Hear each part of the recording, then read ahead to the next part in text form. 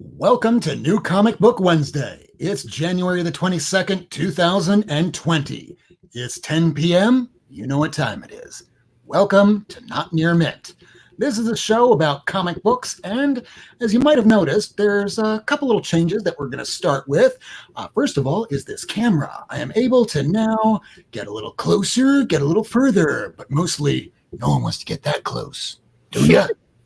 So no, that's probably not. So first, how about I go ahead and introduce our favorite among favorites, my co-hosts. Starting off with Lady Fantastic. Welcome. Thank you. I appreciate you having me. I'm really excited to be here. It's the probably the highlight of my week. Strange enough, me too.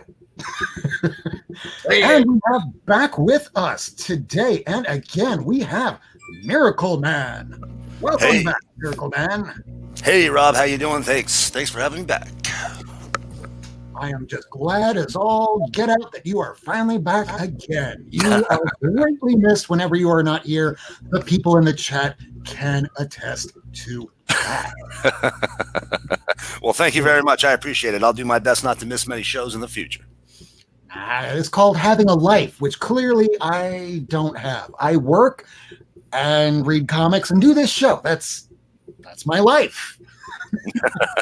That's a good life right there. I'm okay with it. People seem to like this room that I have behind me, and with this camera being the way it is, you can now see, oh, what is that I see over there? I wonder what it could be. Perhaps I should get a little closer in, because I know that somebody sent this to me, and I think his name is, it's called Comic Gories, and Comic Gories is back. I won this back in season 1, and I can throw this right under the microscope for all to see. And the microscope is just what I like to call this new little camera that I have going. All right, let's see how that looks to the wild. So this is what I call the Year of the Joker, issue number 1. It is the Jock print from the UK. It is very low print, and this is what Matt, the boy who had 7, has sent over to me. Very nice. So we do have new comic books today, and I know some people have gone to the comic shop. Some people have picked up some alternative books, we shall just call it. So, who wants to start off today?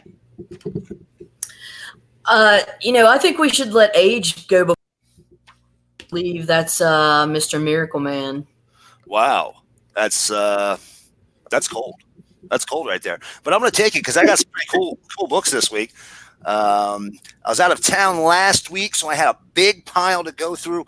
Plus, my LCS had nabbed a few really nice back issues he put on the side for me. So I didn't get a huge haul of books that came out this week, but this is what I got today. I heard some mixed reviews on this Crisis on Infinite Earths 100-page giant. But there are 2 new stories in it, not just one, there's 2. And they are written by Marv Wolfman and Mark Guggenheim. I'll tell you right now, if I get a new Crisis on Infinite Earths stories from Marv Wolfman, I will buy it. They could just give him that to write every month. They could be throwaway stories. I will buy it until he stops writing them. It's setup issue, but pretty good. The 2 backups were Crisis 1 and Crisis 7, arguably 2 of the better issues of the whole run of 12 phenomenal issues. So I'll definitely be continuing getting that. I know this one came out last week, last issue of Freedom Fighters. Great final issue, tied everything up, gave me everything I wanted. Really enjoyed it. Sad to see it go, but glad that they found a story, they told the story, and they're not just going to keep dragging it on.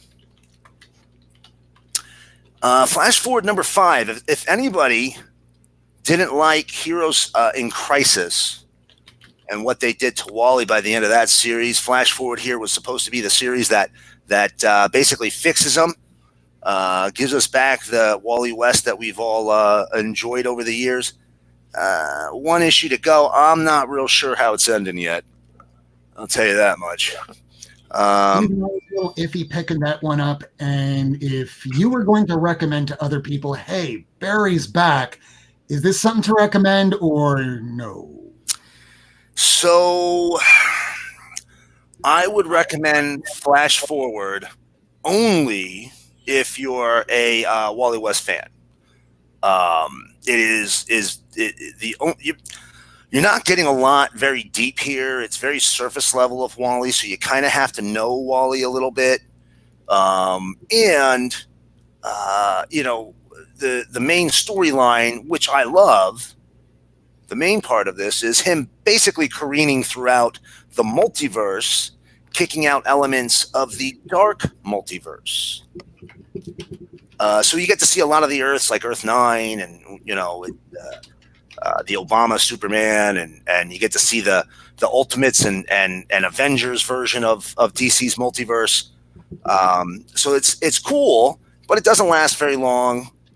And it's really, like I said, what I think it is so far is fixing Wally. But if you don't like Wally, you're probably not going to like this book unless you really like multiverse books.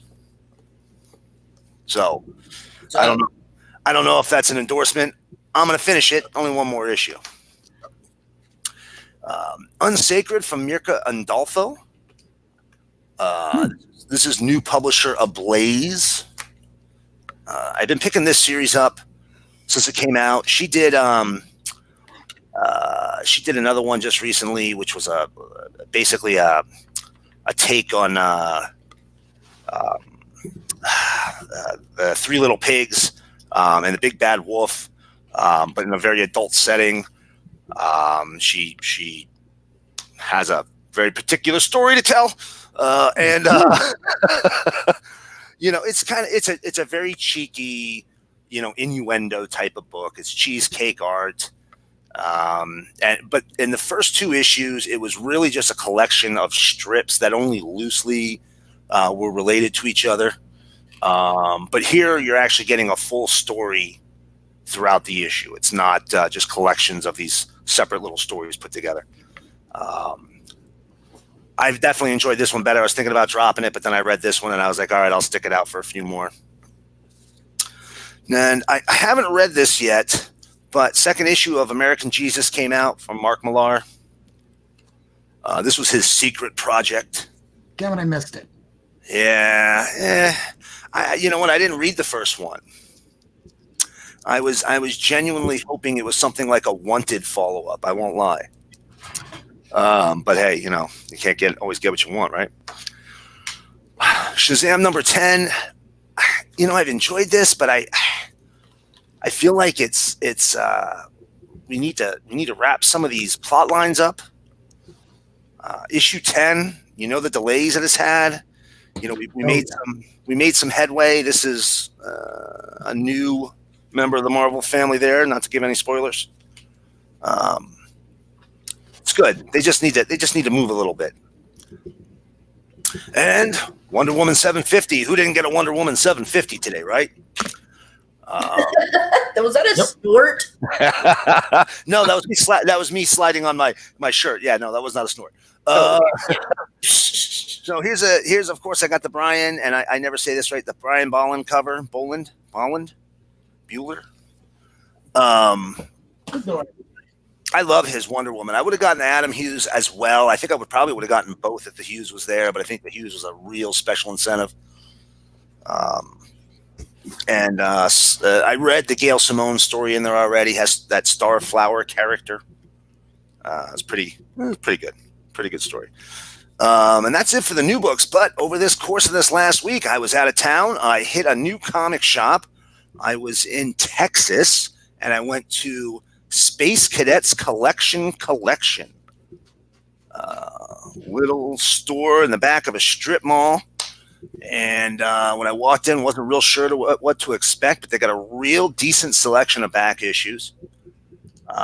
They have dollar bins, which go on a sliding scale of discount from $1 down to, I think, 25 cents. They start at $1 Sunday. I think they get to 25 cents by Saturday. So whatever's in there, you can pick up some cheap books. And I got this one from them. Now, this wasn't in the cheap bin. And that's a Showcase Presents number 77. First appearance of DC's Angel and the Ape character, which are basically a private detective cartoonist duo. Looks like Magilla Gorilla. Yeah, it was the 60s. So Magilla Gorilla or Grape Ape or any of those ape-based characters, very similar. Later, this character was retconned to be related to the gorillas from Flash's Gorilla City. Because why not? Right. Even later, Angel here was retconned to be the sister of Dumb Bunny of the Inferior Five. They did a little miniseries in the 90s that had the Inferior Five in it, and their protagonist was Gorilla Grodd, and it was a glorious, hilarious mess of a series, and I loved it. Highly recommend it if you can find it. Only 4 issues, and you'll probably find it cheap. I also picked up a pair of Space Adventures. There's number 9. Nice. And there's number 10. So this is actually at least volume 2. It might actually be volume 3 from Charlton. These are reprints of Captain Adam's original appearances. This is his first appearance right through, I think, the Strange Suspense stories. It's Charlton, so the interiors, some of it's not really well put together, but nice, very pretty copies. Only $2 a piece. I don't know if Charlton's just easy to come by in Texas, but it wasn't expensive. Now this one I picked up today. Real excited about this book. Strange Suspense Stories 77. This is the last issue. Strange Suspense Stories is where Captain Adam was introduced in Charlton. The very last issue, where it's called Strange Suspense Stories, is this one right here, number 77. The next issue is the first issue in the Captain Adam titled series. I already have that one. Been looking for this one for a while. My shop got this one in today, or yesterday, I think it was. Yeah, only $8. Like, absolutely. And of course, because it's a Charlton book, the cover was put on wrong. Yeah. It's the rule. It's the rule. This is the exception right here. This should not have happened. These covers, they should not be square. Somebody was drinking. Right. Obviously, the machine was clearly set wrong that day. Yeah. It just happened to work out well. Atlas Comics Savage Combat Tales number 1, featuring Sergeant Stryker's Death Squad. These Atlas books are horrible, people. They're horrible. Real quick, some shout outs. Glitter and Duct Tape. Hey, good to see you. Speaking of which, everybody else in the chat room, Unruly Simeon, Bait the Snake, Patrick Wall, Life with 2 YouTubers, everybody that has joined us tonight, Magic Lasso, and let's see here, also with the Ricky Ricardo Bacchus. Good to see you again. Back to you. Yes, hello everybody. Thank you for joining us. As I continue to meander through my comic buying, thank you very much for coming in and watching. Next up, listen, I don't normally buy Archie books, but my shop got a big old pile of these in. This is issue 213 of the original Archie line. I think you can tell why I got it. It's an all bikini issue, boys and girls. Literally, start to finish, every young woman is in a bikini. Archie is not as wholesome as they say, but one of the collectors that Rob and I follow on Twitter, Aaron Myers, he's a big Archie collector. I don't know if it's because he's run out of superhero books he doesn't have, or if he just genuinely really digs Archie. But he's a very prolific collector, always posting these books. And I saw this one and I was like, you know what, I'm gonna grab it. And my shop just threw it in my bag. He's like, I can't sell these, just take it. So that was pretty nice of him. Oh. Swamp Thing 21, getting real close to finishing off volume 1 here. Oh, nice. Just a really cool cover, man. It makes you think of John Carter. Wow. That red really pops still. Just love these Swamp Thing books. And and here, if you had never read this, Alan Moore really defined Swamp Thing in the second volume, and in this, he's a much different creature than I think what most modern readers are used to. A Swamp Thing, he's very much a person trapped in that swamp body. He feels pain. He experiences everything as a human being trapped in the body of a monster. Much different than what Alan ended up doing to the character later, and what most writers have continued. And then last but not least, as I keep rambling here.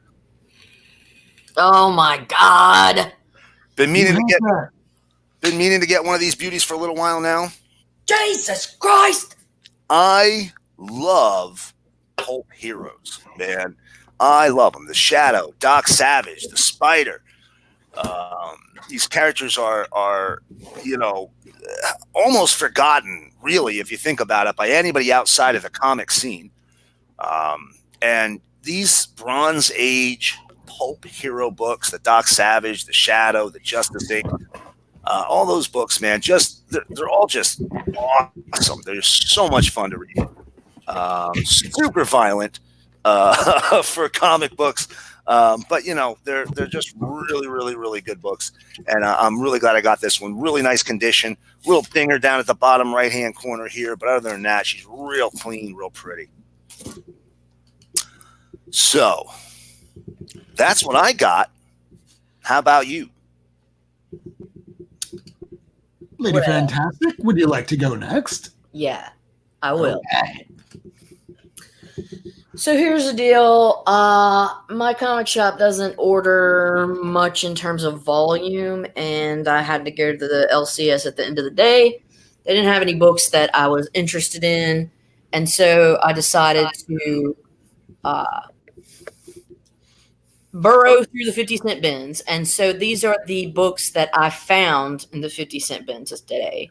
So New Mutants 19. It's a demon bear right there. This is, and for 50 cents, I can't leave a Sienkiewicz piece of art like lying there. I don't know. The rescue. Yeah.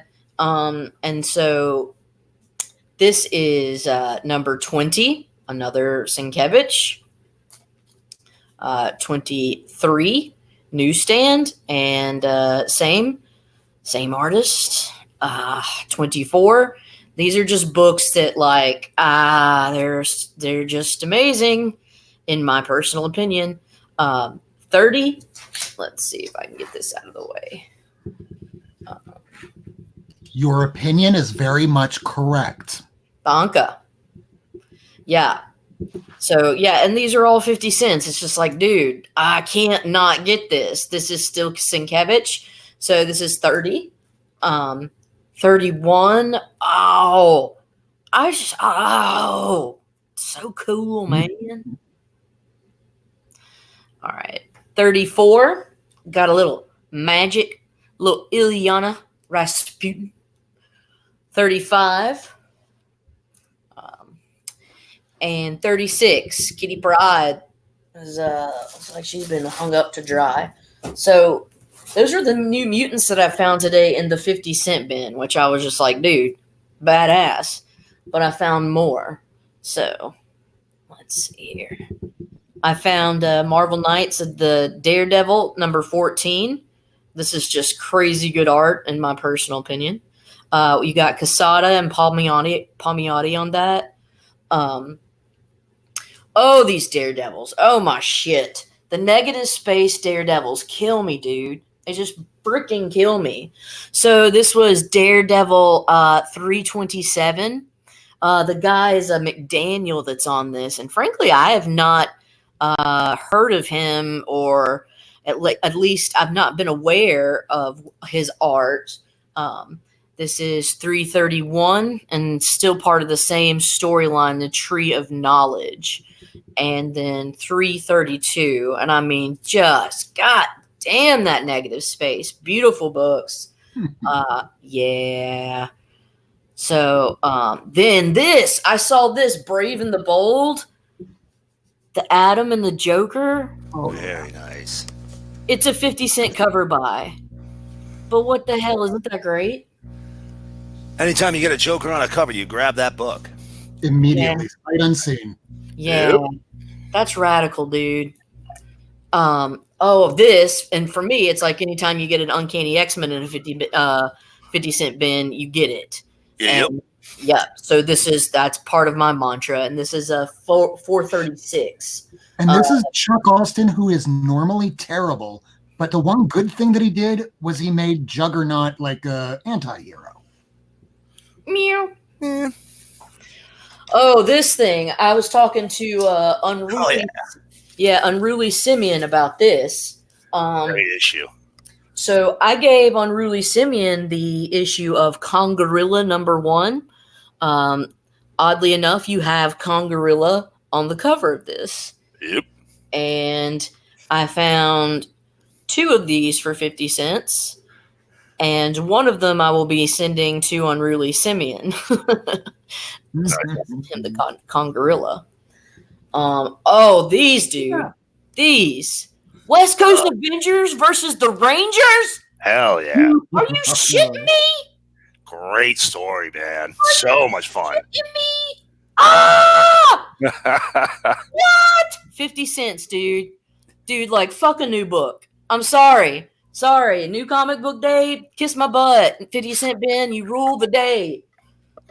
West Coast Avengers #10. And I'm sorry, some a-hole got paid to draw the worst dead man, like, rip-off. It looks like ass. Like, what the hell was he thinking? Is his name Headlock? Yeah, yes. Okay. This is terrible. Terrible. Listen, I'm that's bad. That's terrible. He looks like a raisin. And then 13, which, is a slightly better, but still pretty chintzy. But, a vast improvement. Graviton rules. Yes, he does. Now these, oh my God. I have found some fucking fire Michael Turner Fantastic Fours in the 50-cent bin. Get off my balls. Dude, they're so great. Look at this. So the Initiative 544. I mean, oh my Jesus. I just got that one autographed this past summer. You jerk. Yeah. By Michael Turner, I'm assuming. No, by the interior artist, Pelletier. Oh, okay. Yeah. That's why you should never assume anything. 545. I love this cover. I'm a sucker for the galactic spreads, the cosmic spreads. Very cool. And this is 546 with the Silver Surfer. So you know that I will really like a comic when I will put it in Mylar. So that's just a testament. And then 549. And then the last one that I have in Mylar. No, actually, that's kidding. The next to last one that I have in this is 550, but this is the last of the Initiative series. And this is Michael Turner, and I just think it's killer. This 552. This Doctor Doom versus the Thing, I just think it's ill, dude. That's killer. Oh my God. I feel like I'm the only person on here, and like I can't hit and see if I'm the only person on here is Rob or Rob. Nobody. I hear you. Komodo. Oh, okay. And then finally a 533. So yeah, these are all the books that I got. None of them were new, but all of them were amazing. So there were the Dwayne McDuffie issues. That was shortly before he passed. Yep. Those were some really good books, and this was right before you had Fraction jump on. Oh, I mean, they were good back in that era. Now, Fantastic Four, I personally destroyed my copy today on purpose because I just accidentally folded 3 of them and then went and just lost my damn mind and tore it up. It's fine because Fantastic Four is terrible right now. Yeah, that's what I've heard. yeah. So I just feel like I hit pay dirt in the 50-cent bin. What do you guys think? Oh, yeah, definitely. Anytime you can get nice copies of New Mutants for 50 cents a piece, man, grab them up.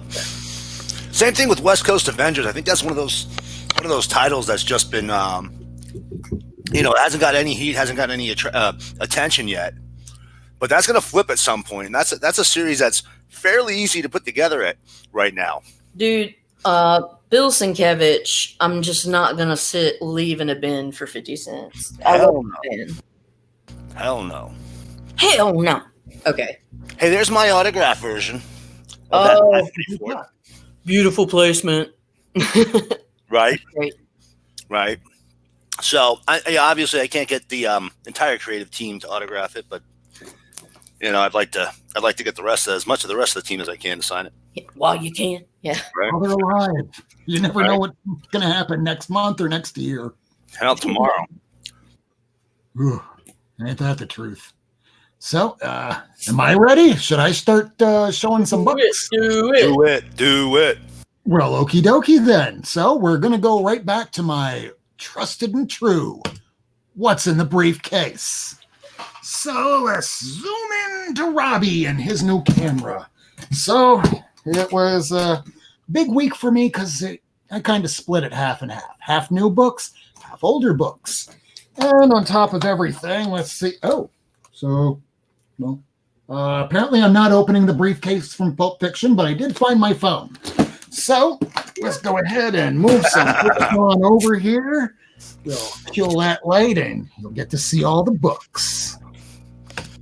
So we're going to start off with Amazing Spider-Man issue number 36. This just came out today. This is the cover of the Marvel's X. I guess they're trying to bring back those old Alex Ross series from the 90s. And the covers are pretty nice. I liked it better than the initial one. Captain Marvel, the new issue 14, continuing on with the dark version of Captain Marvel. She's not really evil. Spoilers. Guardians of the Galaxy number 1. Now, at 11 o'clock tonight, they will be doing a Book of the Month Club over on John's Comics with Kids. He asked me to be on, but unfortunately I do this show tonight. So we're going to try and wrap this up early tonight. Maybe not exactly 11 because I do have to go to Key Goddamn West tomorrow for 9 a.m. So I will be sleeping 3 hours. This was good, but I was disappointed. Al Ewing is an amazing writer, and it left a lot to be desired. But then again, he had a lot of ground to cover because Rocket Raccoon was dying at the end of the last issue, and we had to get all the characters back at ground zero, so now the story can go forward. And it looks like stuff we've seen before. It's unfortunate. This looks interesting because I picked it up on the square basis. I thought that Donny Cates had a story inside, but it's not written by Donny Cates, so I will read it tomorrow while I'm at the Key West Courthouse. Excalibur number 6. Now, X-Men, the titles for X-Men, there are in the back of each issue. It lets you know what reading order you should be reading everything in. About 2 weeks ago, you had Fallen Angels 5 that came out and X-Men 5 that was supposed to come out, all in the same week. The Fallen Angels came out first. X-Men 5 still didn't see release today. This was the first book where I accidentally had it in a giant stack, and it creased and folded right along here. Fun, right?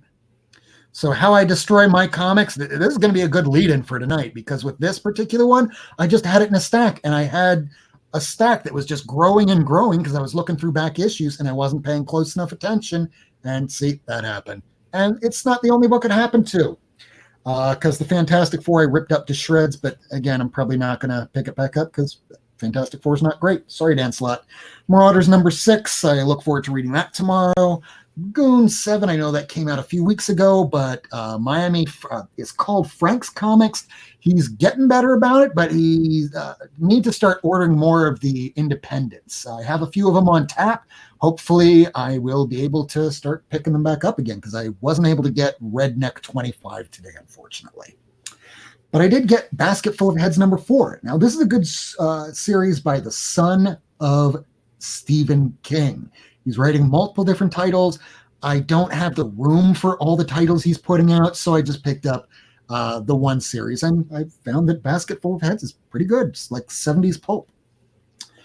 We have Batgirl number 43. I guess this is the first appearance of the Maker in this, not the Reed Richards from the Ultimate Universe. Sorry, everybody. Oh, that's a great cover. This is Batman 87, and we like this cover because Catwoman looks like she was drawn from the pose that was in a Hustler magazine.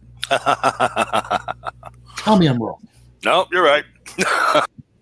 Continuing on with a Batman Beyond storyline, we discovered earlier this week that, yes, in fact, the Batwoman Beyond is the daughter of Nightwing. So anybody that has a copy of issue 25 is probably feeling pretty good right now. Nice. You might want to flip that if you want it to make money, because hot books have a span of 2 days if you want to have a quick turnaround. Right. So that's why I don't sell. I don't sell mystery boxes. I don't sell my books. I just talk about them. Speaking of talking about them, Batman number 6. I look forward to reading this because I guess this is the conclusion of the Year of the Villain, or the Batman Who Laughs storyline that's been going through this and pretty much all the books. Again, looking forward to reading Sean Murphy's story here. I don't know if it concludes with issue 6 or if it's going to 8. Let us know in the chat. Detective Comics number 1019. I picked up 2 of these accidentally, so I'll try and return that back and maybe pick up my Fantastic Four that I mutilated. Far Sector number 3. For those that have a bit of difficulty getting into the Grant Morrison Green Lantern series, if you like Green Lantern and you want to read modern Green Lantern, this is a pretty good place to start. It's way ahead in the future, not really tied to anything going on. And speaking of things that'll probably be largely forgotten in a few years, Shazam number 10. Jeff Johns, just you're a great writer. Write or run a company, because doing both is killing us for readers, and it's killing momentum, as you saw with Doomsday Clock. Yep. Superman number 19. This continues on where he released his identity to the world for the second time in under 2 years. And lastly, for the new books, issue 750, because Miracleman and I have something in common.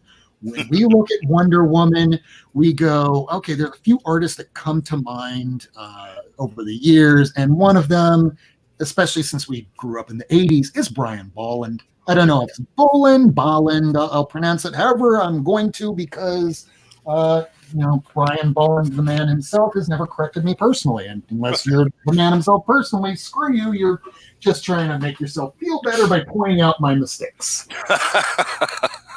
Now, speaking of potential mistakes, I did receive a small package in the mail today. And this will kind of lead on into the discussion that we're going to be having a little bit later.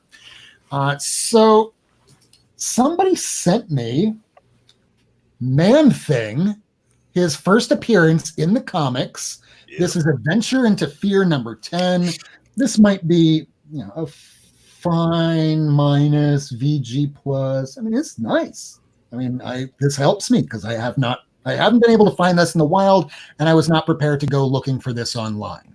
So, Jay Perry, if you watch the show and you somehow found out my address, thank you. More people should send me stuff. Especially if it's free, am I right? So it was weird when I picked this up, Giant Size Man-Thing number 1. This is a solid BG. Some splitting along the top and whatnot, but it's the Giant Size Man-Thing number 1. Yeah. This is the big joke everyone was making fun of for years. Now I got it. So getting that Adventure to Fear 10, dude, thank you. How did I decide which? I'm seeing here in the comments from Magic Lasso, how did you decide which Wonder Woman cover to buy? Was that just your favorite? For me, I was looking at the Jenny Friesen cover. I was looking at the J. Scott Campbell cover. And just between all of them, I just went, Brian Bolland. That's what I think of more than anything else when it comes to specifically that. Absolutely. Absolutely. Moving on here, I picked these up all today. So this is Tales of the Green Lantern Corps. This is the annual. This is written by, or it has a story by, as you can see in here. Oh, wait. Hold on. Alan Moore. Uh-huh. And not only that, here's issue 3. Also Alan Moore. I know one of these has the first appearance of Mogo. He doesn't socialize much because he's No, a freaking plant. that's not first appearance of Mogo. That's first appearance of the Black Lanterns. And Blackest Night, and the Daxamite Green Lantern, Dev M, I think his name was, who was supposed to save the Green Lantern Corps at the end. Not bad. That short story by Alan Moore served as the basis for the Blackest Night event from a few years ago. Yeah, I can't wait to read it. Anytime I see something with Alan Moore's name on it that I don't have, as long as it's not fairly recent, because his recent stuff is like, woo! Right. That is old 80s stuff, 90s stuff, even and before, I'll pick up every single last one. Speaking of picking up every last one, Stormbreaker. There was the entire run there. Nice. Picked that whole thing up for about 30, maybe 40, I can't remember. But they're in pretty decent condition. This is the first issue right on the side here. That's why I shot it the way it was for Instagram today. So there's issue 2 by Michael Avon Oeming, who was the artist throughout Brian Michael Bendis' run on Powers. I always liked him more as a writer, though. And if you read Thor Ragnarok towards the end of the second volume, you'll see why. Issue 4, issue 5, and issue 6. The nice little Spider-Man hand. I wound up finding this in a bin today. It's not 50 cents because it's Miami. We don't have 50-cent bins here. We have to go where Lady Fantastic lives if we want a 50-cent bin, because this normally would have been. But $5. It spiked a little while ago because they were using White Rabbit in comic books. I'd pay $5 for it. That's a good deal. Yeah, I mean, there's like some dings. It's not like the most perfect of condition, as you can see from the light, but I'll take it. And I have a pretty good run of Marvel Team Up already. Now, these I'm very happy that I was able to pick up today. These are just a run of, I'll say a lot of Uncanny X-Men. So the big keys were not in this, unfortunately. Oh, 50 cents now, it says. So we're going to start with issue number 161 of Uncanny X-Men. This is the origin of Magneto. Hey, do you want me to be really annoying? Sure. Do you have one too? Next. No, go back to your shit. I'm just going to be annoying. Okay.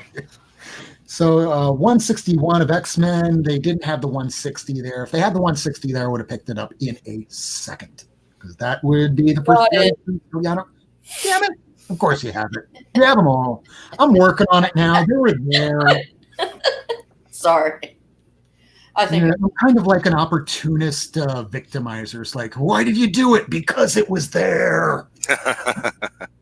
Issue 162 is a solo story featuring Wolverine.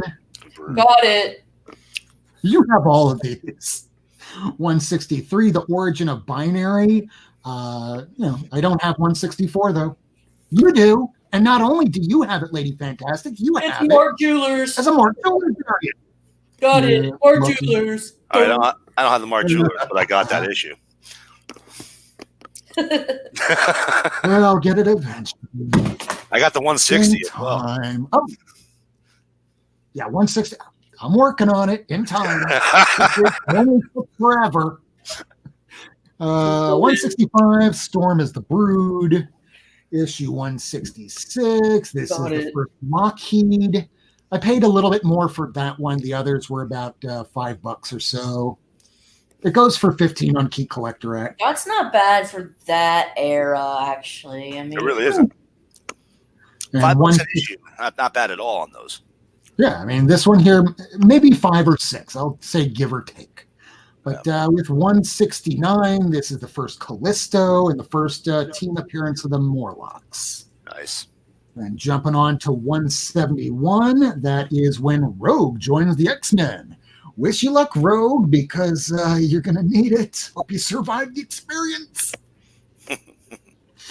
Picked up a Vision Scarlet Witch #1. If he had 2 through 12, I would have picked it up. Fantastic Four #165. This is the death of, I guess we're going to call him in this Crusader, because the next time you see him, he becomes Marvel Boy and then Quasar. That's crazy because I have 166 and 167. And I only have 165 and I need 164 now. Yeah. But those were all the books that I wound up picking up. Now, here are the last 2 that came with that copy of Adventure into Fear #210. Where did I put those damn things? I know I put things down and I never remember where I put them.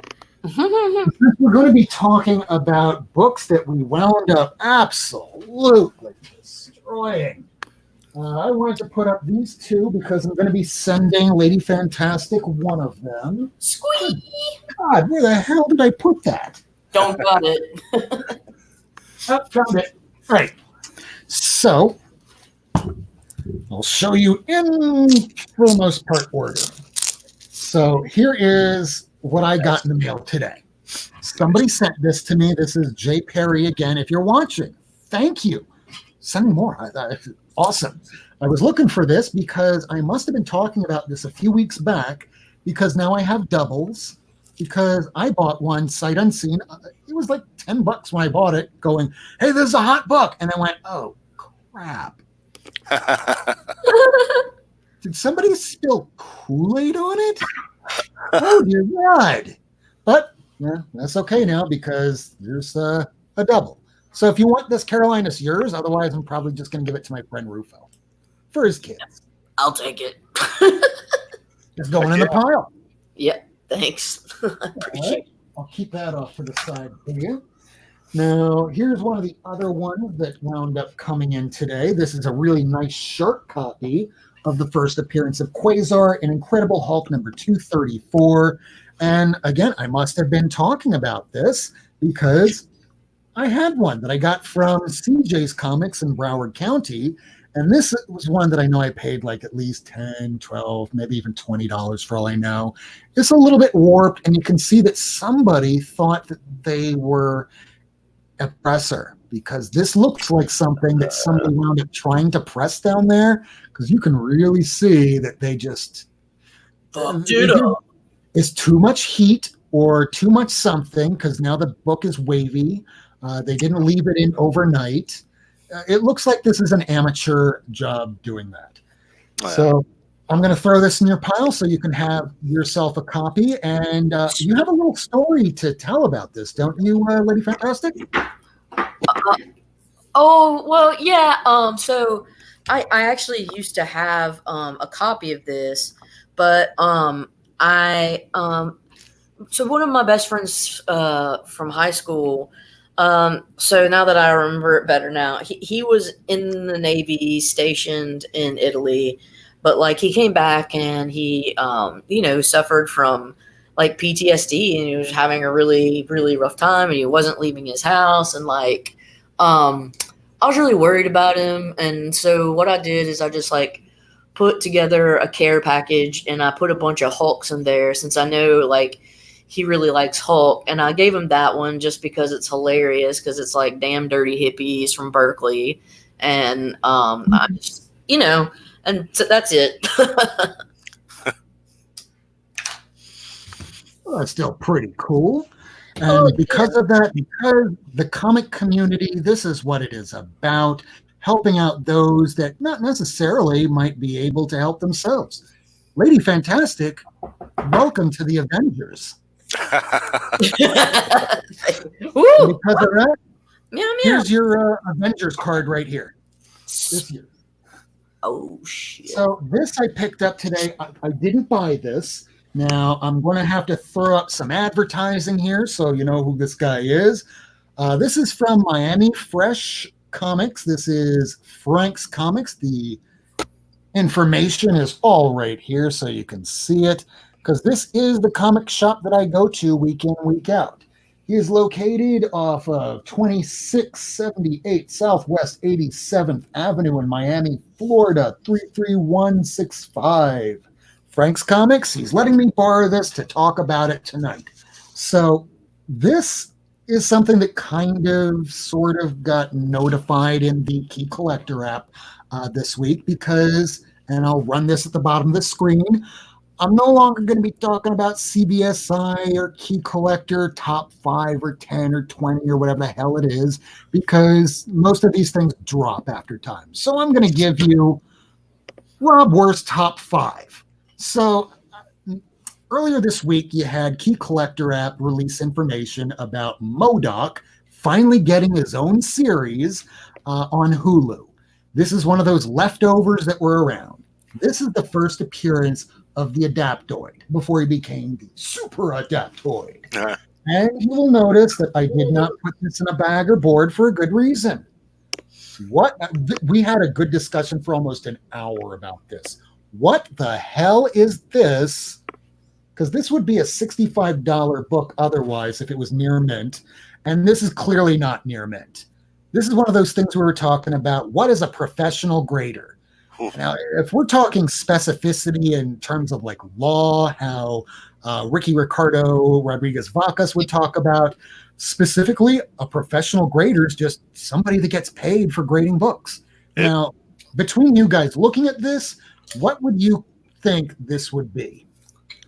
It's really tough to tell from videos grading. I think you really kind of have the book, but it looks pretty sharp and solid.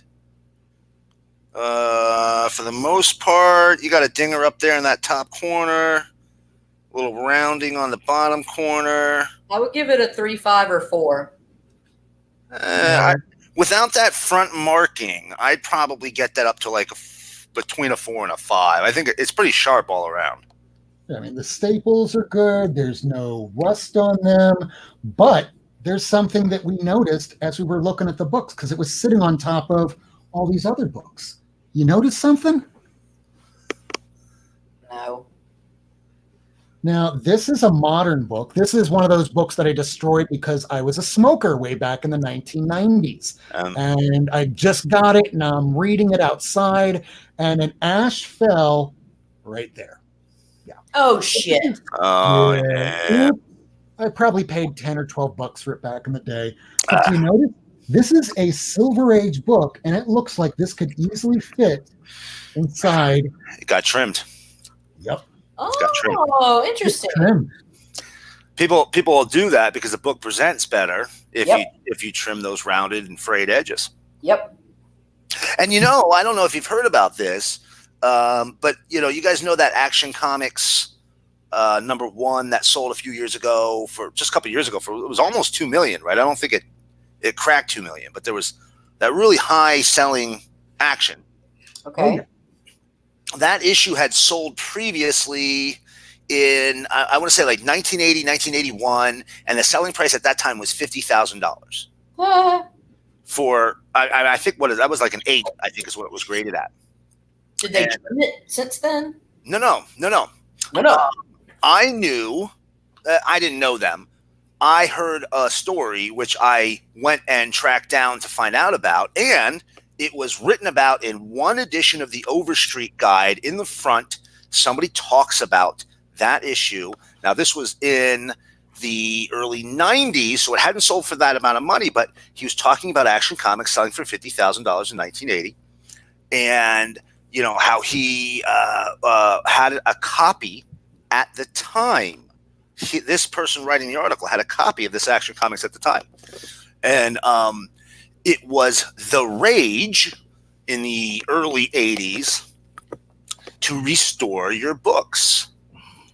And one of the biggest ways that the people recommend to restore your books was a trim, just like that. And he had an Action Comics #1, and he did a color touch and a trim.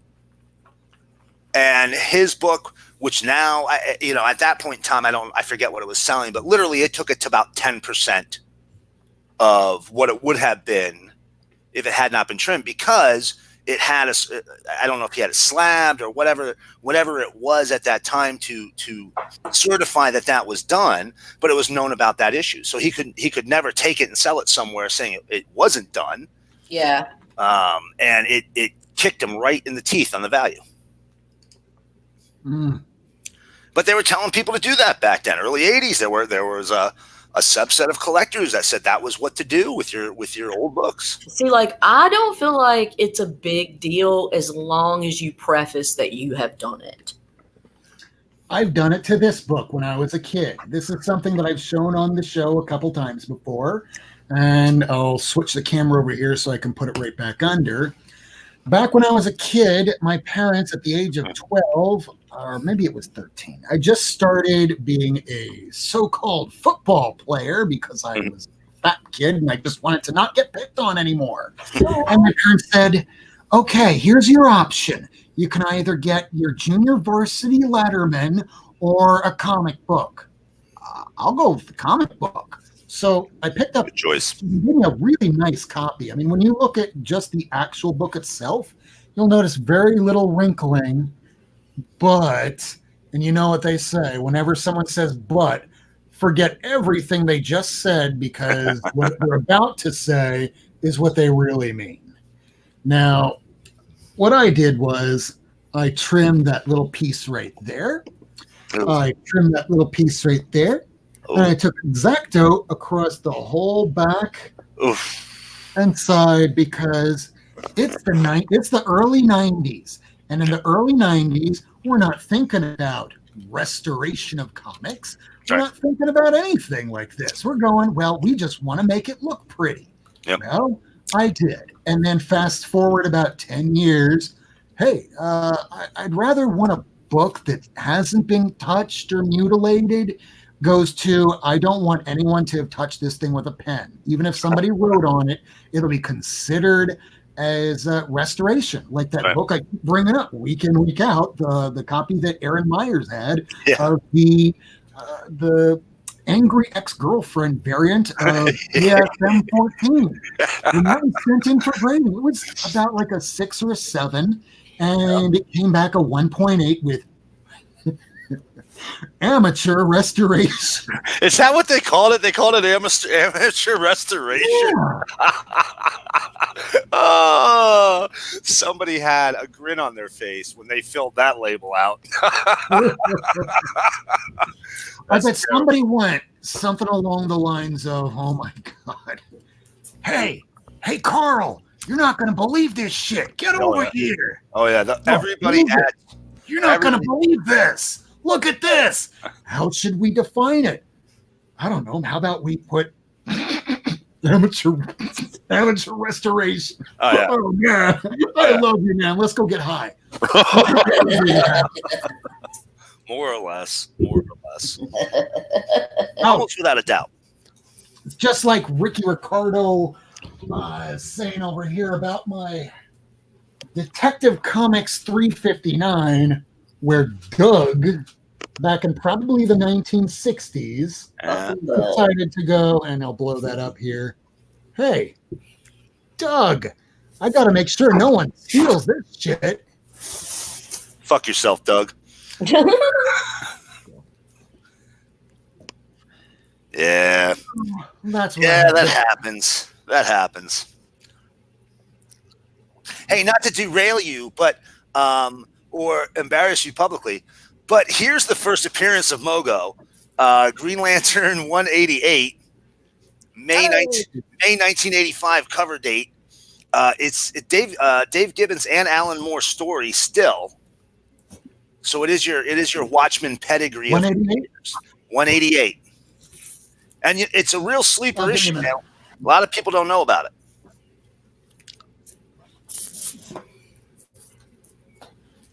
Green Arrow 188 or Green Lantern 188. Lantern, not Arrow. That's a way different thing. Rub it in. You know, if you had the CLZ app, you'd already know the answer. Whether or not you had it. Yeah.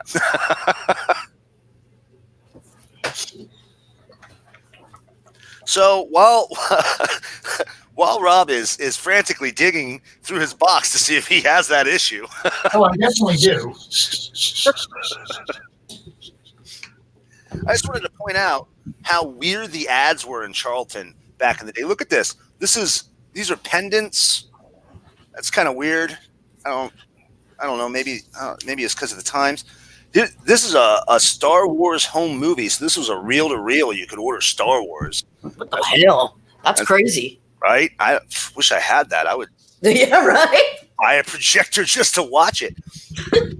This is actually probably the cleanest Charlton book I've ever seen. Their paper aged like a. Oh God, I know it was the worst quality. Oh yeah, it was like a one-ply toilet paper. Is the quality of their paper, man?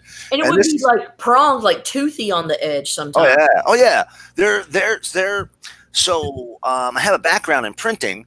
And you'd always get the bottoms. They would have like little holes in them, and it would kind of be jagged. Yeah. So there's a gripper there that pulls that through, and that's where it cuts it off from the printer.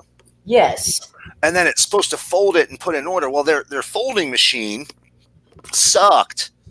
Okay. Just as bad as their printing press, because the pages wouldn't line up. It'd be like eight pages in a little folio, and they would put them on top of each other, stack them on top of each other, and they'd run the comic down a stitching machine like this, and the hopper that filled was just junk. And even their production quality, like this is from the paste ups. Ew. That's ink from the paste ups transferring to the printing plate. Jesus. I've heard the stories that, the old urban legend that Charlton comics were printed on the same printing presses that the cereal boxes were printed on back in the day. And if you look at their comics, it seems pretty accurate description, I gotta say. Could be true, dude. Rob, you have it. Oh yeah. Oh, you mean this? There you go. Because I have every issue of Green Lantern from like 90, 92, and then 92 all the way till today. Nice. Very nice.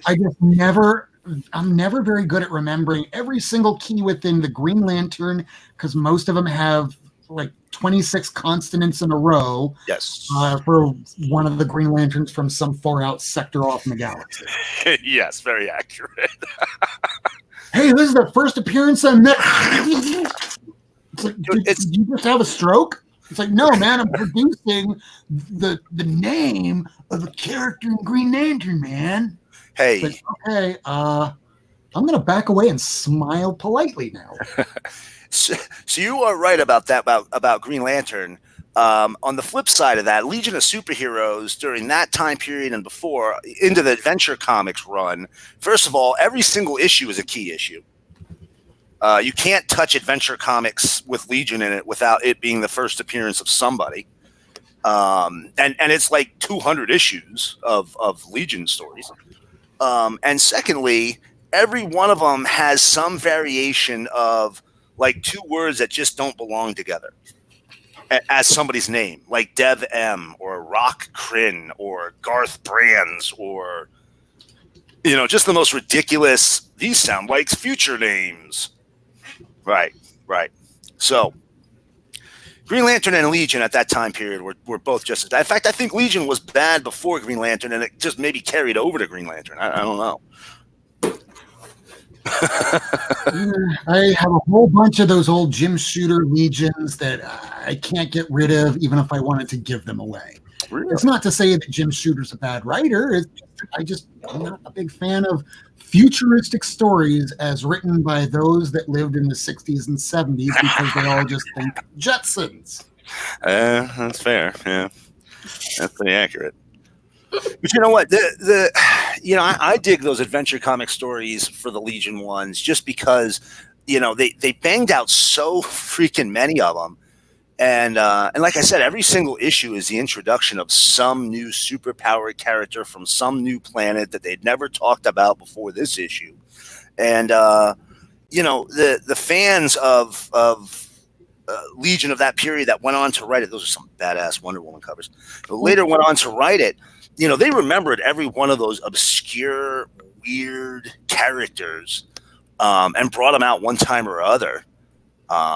Like Jeff Johns' entire Legion of Superheroes run in Action Comics when he reintroduced him into the Superman mythos. He pulled these, every single character in it was if it wasn't a Legion or a main character, he pulled them all out of obscurity off of one appearance here or there. In fact, the whole supervillain team is essentially made up of one-off appearance rejects from the Legion. Just so much fun, man. I love that. I love those old adventure books. I wish I could get some of those old adventure books with the Spectre in it. As of right now, I have two. Rob, the one that you have and the one that Caroline has. Rob, there are two of them, two badass ones at my LCS right now, and they're $15 each. Two fucking amazing ones. I'll have to figure. I can't remember what the issues were, but I want to say in the 200s, like 261 or something. Take a picture and I'll PayPal you. Okay, I'll take pictures and then just let me know. But I was looking at them because I was wanting to buy them because they were so friggin' beautiful. I think it's Neil Adams, but I'm not sure. It could be borrowed.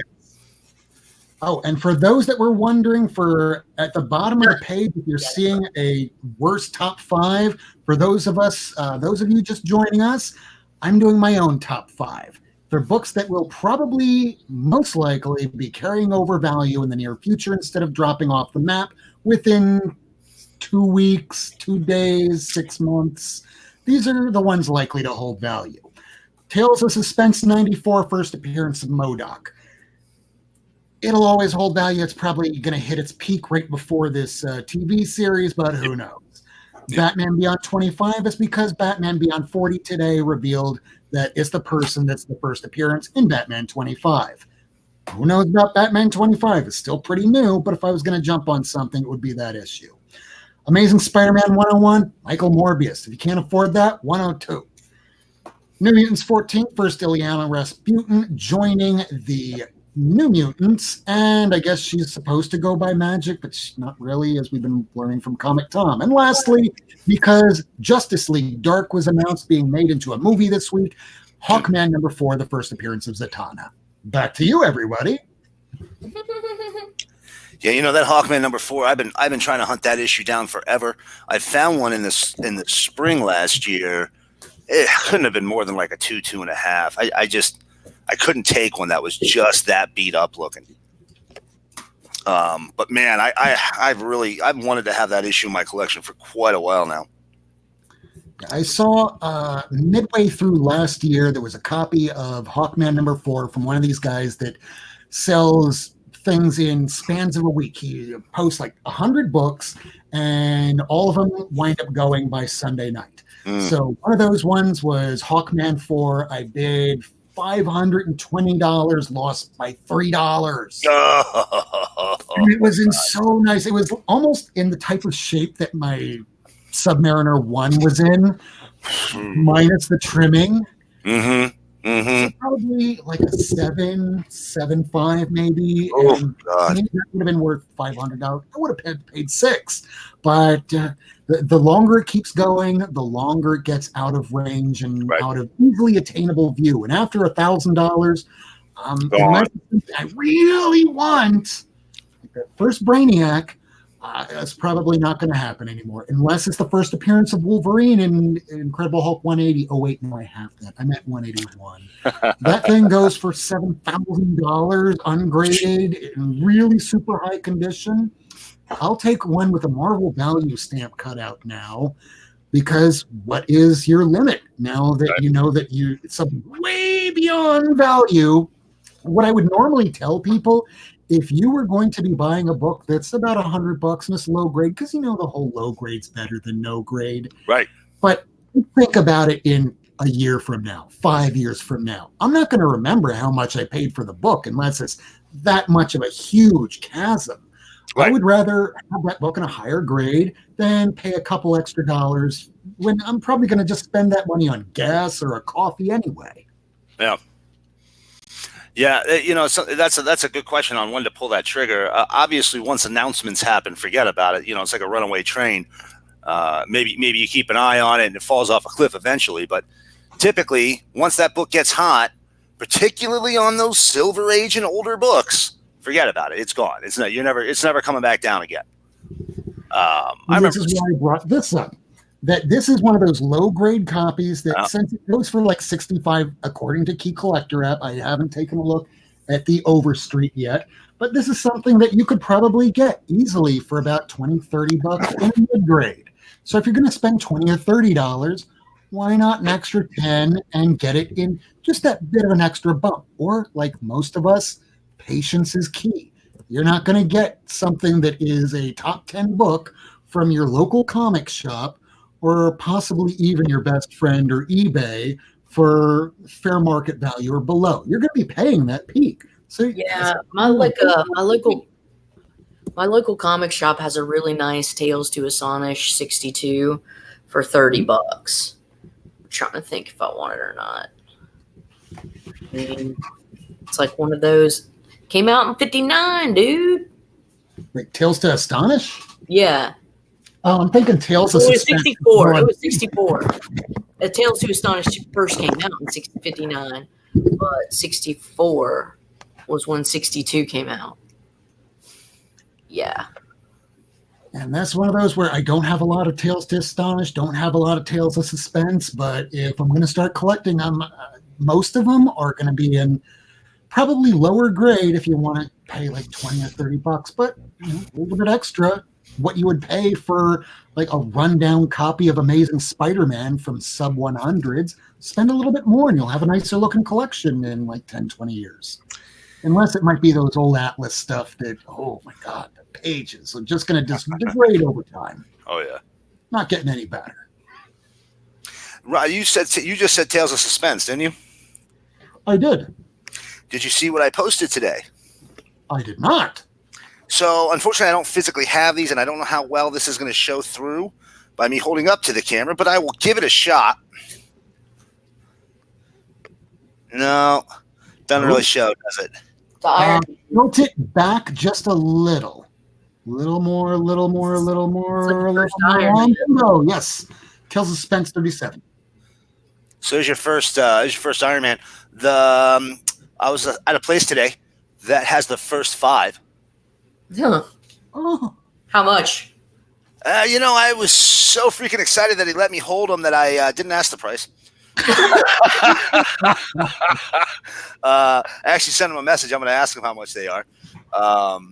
But this guy who's selling these he had the first 5 Tales of Suspense. He has the first 5 Thor and Journey. He had the first 5 Avengers and the first 5 FF. Jesus. I want to know how much did Avengers 1-4 cost, because those are 2 that are on my list for this year. Yeah. I believe he sold those all, each set of 5 he sold as a lot. I'm sure he did. Yeah. And they were probably not like tip-top condition, probably not even VGs. No.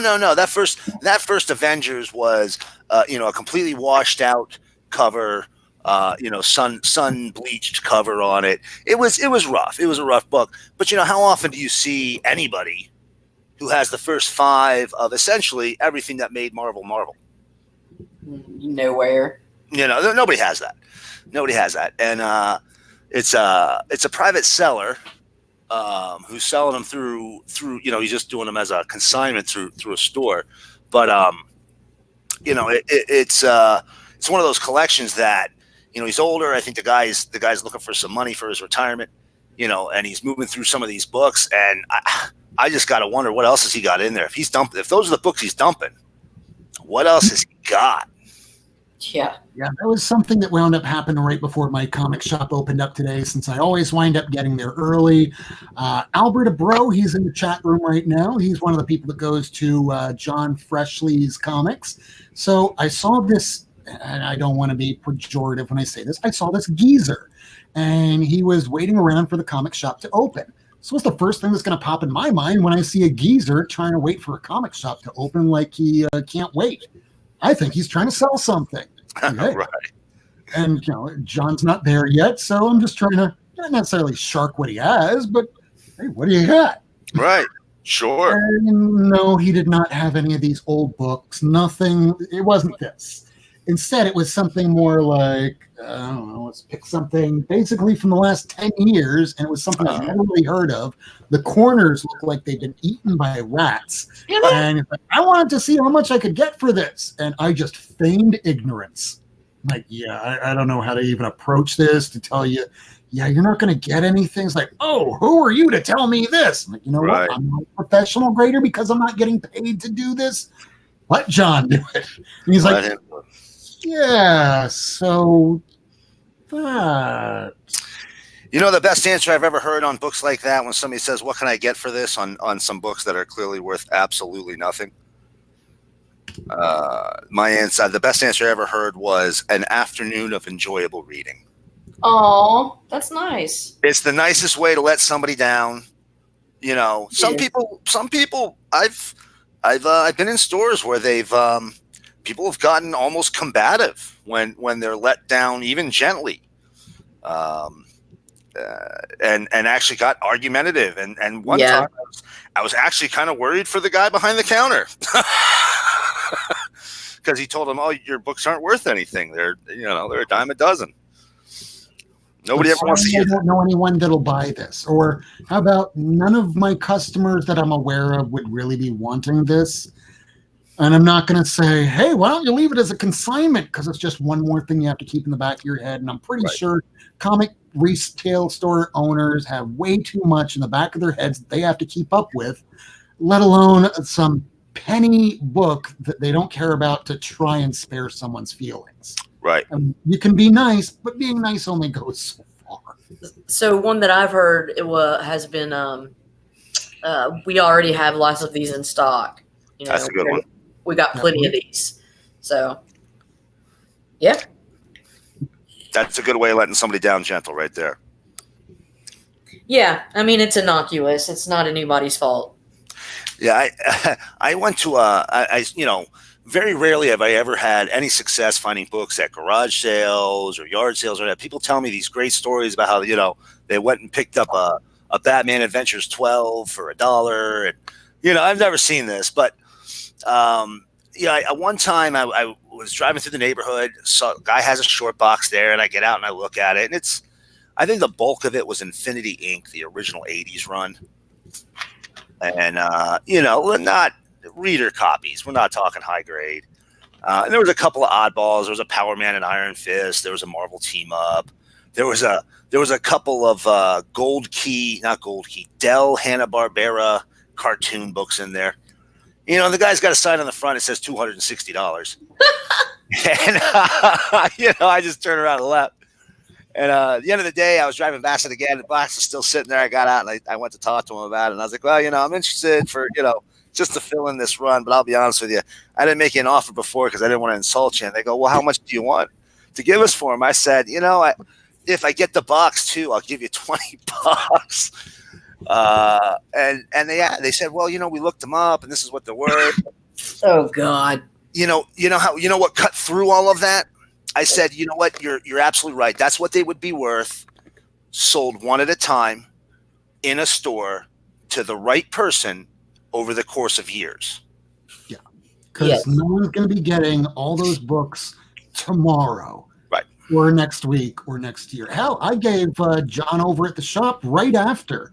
Key Collector app gave us this notification because, and I have it hanging up right back there, the Ultimate Spider-Man issue number 33 with the Venom on it right there.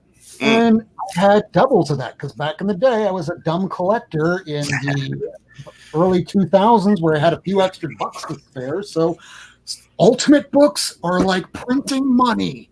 So I picked up a second issue of every single one and went, you know what? I don't need this. It's taking up too much space. Hey, it's your birthday. Here's the whole run of that Venom storyline. I know you could probably get at least like 40, 50 bucks. He put it at 30. It's still there. Wow. And that's a top 10 book from the last couple of weeks that you'd think somebody would pick up right away.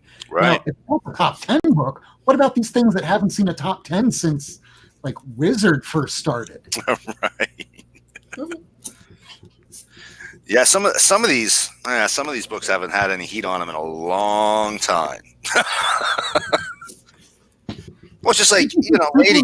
Afterward, had anybody giving half a crap about this? Not at all. Right. All of a sudden, there's some stupid TV show out that's probably going to be a one and done season that people will forget about. It's like, oh, MODOK, wasn't that floating head cartoon thingy? It's like, Right. yeah, oh, I remember that, and that's going to be left at that. It's not going to be, do you remember when the Adaptoid was in that? Or when MODOK had his wife that also appeared in the Captain America for that one? No, it's just going to be, oh, yeah, that MODOK. I remember that. That's it. Leave it at that. Mm-hmm. Yeah. Yeah, that first appearance will retain some heat, but the remainder of those books, for the vast majority of them, are going to be dumped at considerably less than people are going to grab them up in the course of the next couple of months. Yeah. All right, dudes. I'm going to have to hit the sack. I'm a sleepy lady. Well, actually, you aren't the only one there, so we're going to close up the show in just a moment here. Let's throw in some of those banners, because I know that perhaps Lady Fantastic and Miracleman may want to, I don't know, is there anything that you want to promote? Lady Fantastic? This weekend, I think JB, Discovery Bay Comics, is having a community auction. And Shortbox Padawan and myself will be featured on that. I believe it is on a Saturday. So check out JB or Discovery Bay Comics, and he'll have more of the info on his page. So, yep, I'll be there. I'll have some books. Da-da-da. Hell yeah. And jumping on, one other thing that I should throw in there as well. This week on Friday at 9 p.m., Tony Fett will be having us on his show to show off some books that he sent us a kindly gift certificate to. We picked our books. We will be presenting them on the show. It'll be very much like Comic Gories. So do check that out on Tony Fett's channel. Word. It'll be fun. Oh, yeah. Whenever I do these shows, I'm not doing it to try and make money or sell books. I'm just having fun. That's why you're going to show your Turok one. And Comics on the Mind is asking for 5 more minutes. Oh, yeah. Us doing this promote yourself thing here is like our 5-minute closing, so we're getting there. So, Miracleman, is there anything that you want to promote? You know what, man? I don't really have anything going on right now, other than I hang out on Twitter, posting comics on a regular basis. If y'all ever want to talk comics, stop on by, say hi. We can talk about comics or any of my other interests, which are primarily comics. And other than that, that's about it. Yeah, and just to remind everybody, if you're still in the chat room or if you're watching this live, jump on over for the replay viewers to take a look at those who are in the chat room. Sub each other up. This is how you get to know the rest of the community. So smash that like, sub each other up in the chat, and if you haven't already, subscribe and hit that bell for notifications. Now, the last thing that I want to promote here is, here's some breaking news.